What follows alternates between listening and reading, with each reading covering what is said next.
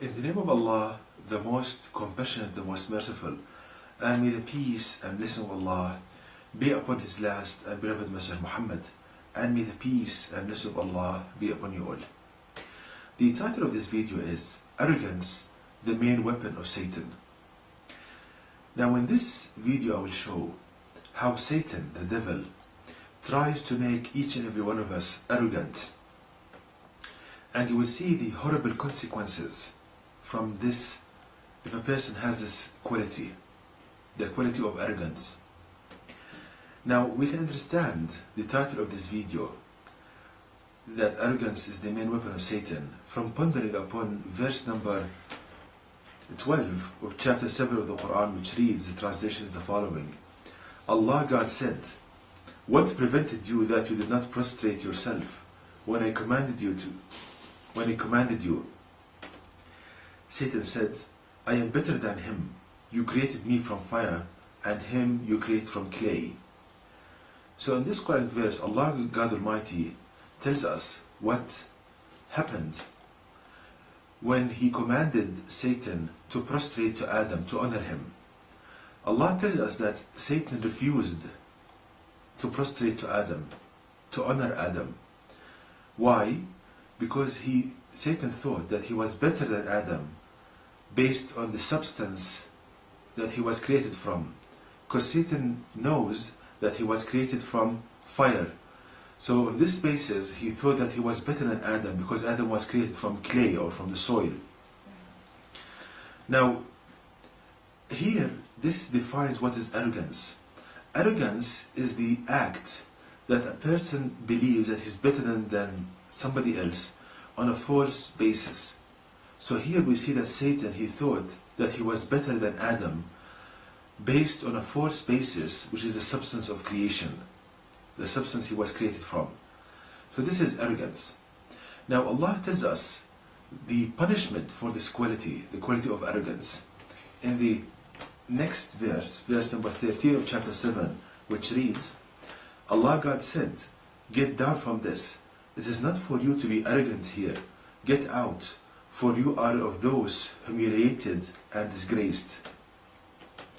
So we see that Allah God Almighty punished Satan for his arrogance by expelling him from His mercy, and he became humiliation and disgraced. So we see that this this quality of arrogance Allah hates, and if a person has this quality, then he will have pain and despair in this life and hereafter. And Allah also says in the same chapter, chapter 7, verse 27, the following, "O children of Adam, let not Satan deceive you, as he got your parents out of paradise." So this is the beginning of the verse. So here Allah God Almighty warns us that Satan will try to deceive us here in this life, as he deceived our parents, Adam and Eve, peace be upon them both.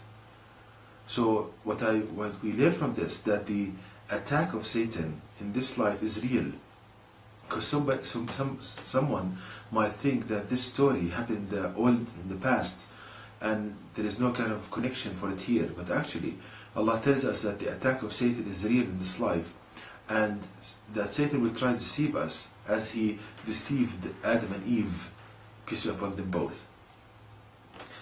Now, before I explain how does Satan try to make each and every one of us arrogant, let me first explain from the guidance of the Quran, what is the true basis for differentiation between people.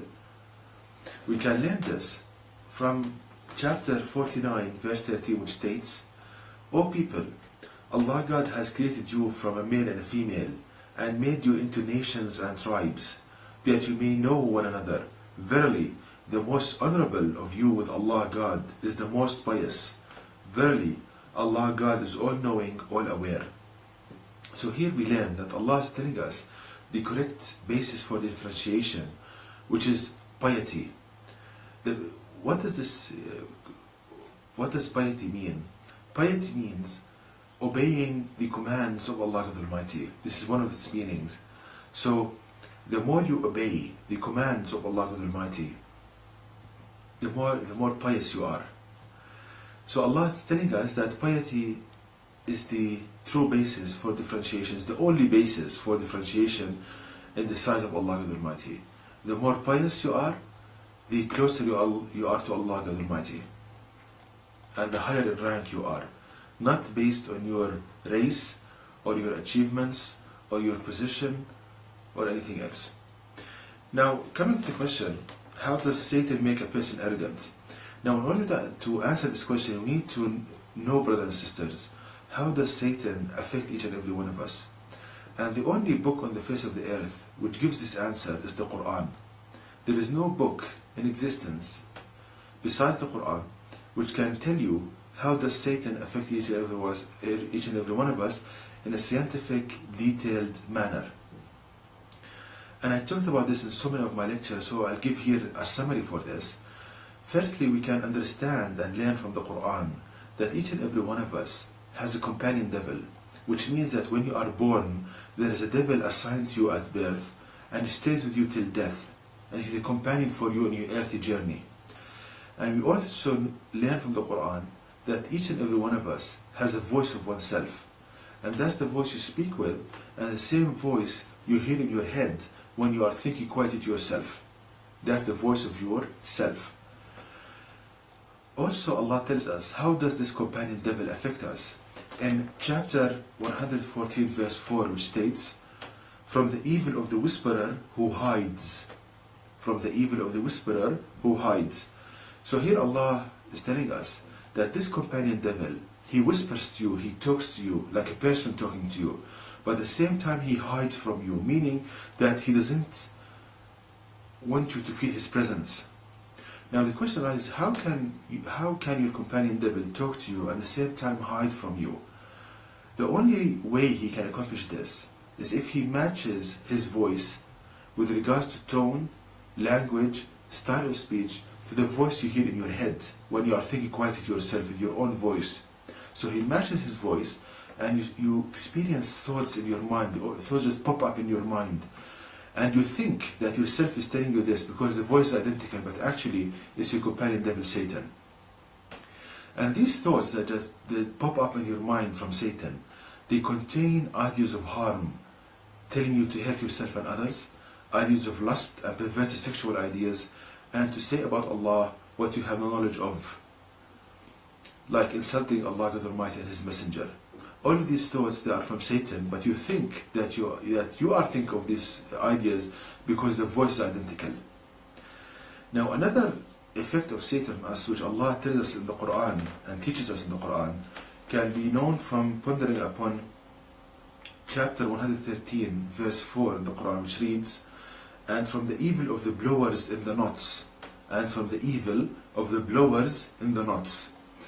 Here Allah Almighty is telling us that this companion devil, he blows in the knots. What are the knots? If we think about the human brain, we see that the neurons in the brain, the neural cells, they are arranged in a groupings. It's like nodes or knots, neural knots. And one of the functions of these knots is to engender various feelings in the body. For example, the feeling of happiness and the feeling of fear. And the mechanism is the following, that when these knots are stimulated by vibrations, they produce ionic currents, and these ionic currents, they cause the contraction of muscles. For example, let me give an example here to illustrate this point. Suppose that you left your house in the morning and you are going to work, and on the way to work you start experiencing thoughts in your mind by a voice match the one you think with, telling you like you forget to lock the front door, and as a result of this you'll be robbed and calamities will befall you. This is the whispering of Satan by a voice match the one you think with. At the same time, because he talks, he produces vibrations, he blows, he directs these vibrations to the neural knots in the brain that produce tightness in the chest, the feeling of heaviness in the chest, the feeling of fear. So he tries to reinforce the thought he just whispered to you with this engendered feeling. the feeling of fear. So now, having understood from the Quran how does Satan affect each and every one of us, we come to the point as to how Satan makes a person arrogant. I'll give examples here, real life examples, because if a person thinks of what I'm saying as a theory from the Quran, theoretical kind of argument, now the way to prove a theory is to compare it with experimental findings, with reality. Now if there is a perfect match between the theory and reality, then the theory becomes a law. So if we now take real life examples, to take an example on the American people, as to how does Satan make the American people arrogant. It is as follows. The companion devil of the American citizen, he comes to him with a voice match the one he thinks with, and he tells him in his mind, look, you are an American, look how America achieves, is the best country on the face of the earth, so you must be better than everybody else. As a result of this, the American citizen becomes arrogant on a false basis, on the basis of achievement. So he becomes arrogant, he thinks that he's better than everybody else. And the horrible consequence of this is the following. Firstly, he doesn't listen to any advice. So when the Muslim, they tell the American people that Islam is the only true religion, it's the way to be saved. Because Satan deceived the American citizen into becoming arrogant, meaning that he believes that he's better than everybody else. So what happens is that this person, this American citizen, stops listening to any advice or any extended kind of information. He becomes like in a closed space. He's become isolated. And as a result of this, if he's doing something wrong, he'll keep on doing this wrong deed. Exactly like Satan did when he disobeyed Allah Almighty. He continued doing this kind of wrong deeds because he was arrogant. So we see, brothers, that when a person becomes arrogant, is the beginning of the end. It is a very kind of horrible state.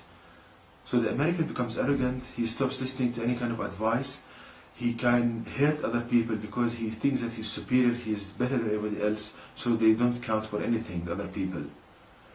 Let me give another example on the European people. Again, their companion devil comes to them with a voice match than what they think with, telling the European citizen that, look, you are the white race, a superior race. So other people like black people, like Arabs, they don't count for anything. So as a result of this, the European becomes arrogant, and he may hurt people, rob people, do bad deeds, because he thinks that he's better than everybody else and the other people don't count for anything. Another example on the arrogance of the Arabian people, for example, the rich Arabs, their companion devil comes to them with a voice match than what they think with, telling them in their mind, look, you are very rich, so you must be better than anybody else, than everybody else.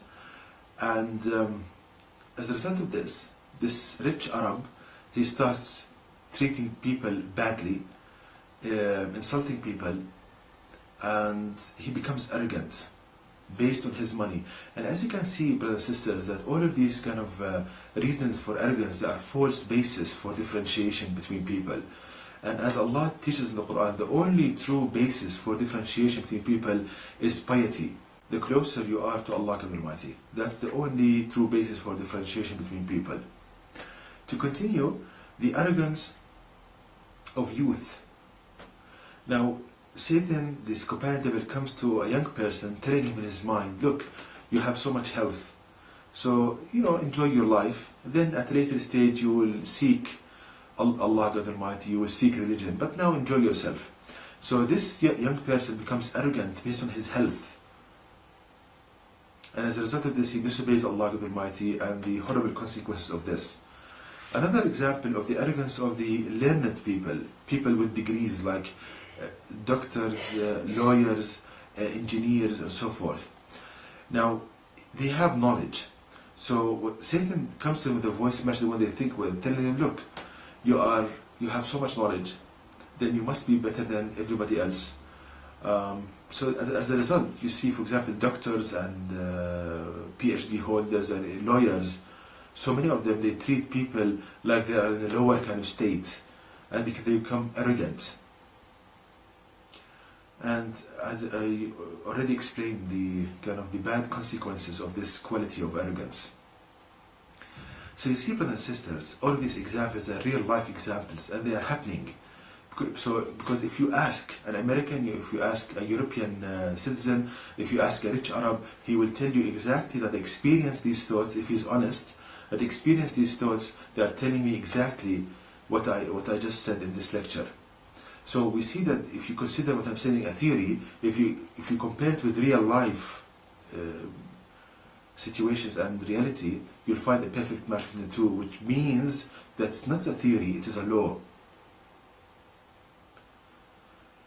So please, brothers and sisters, we need to be aware of this. And don't be arrogant based on a false basis, a false premise. Because the only kind of true basis for differentiation is piety. The closer you are to Allah God Almighty, the more you obey Him, that's what elevates you in a higher state in the sight of Allah God Almighty. So please, brothers and sisters, let us teach this to others so that they can see the beauty of the Quran and the mercy of Allah God Almighty, because Allah is the most merciful. He explains this to us to save us from Satan. And to know more details about this topic, please visit my website at www.quran-miracle.com, and you can email me at zquran@yahoo.com, and may the peace and blessing of Allah be upon you all.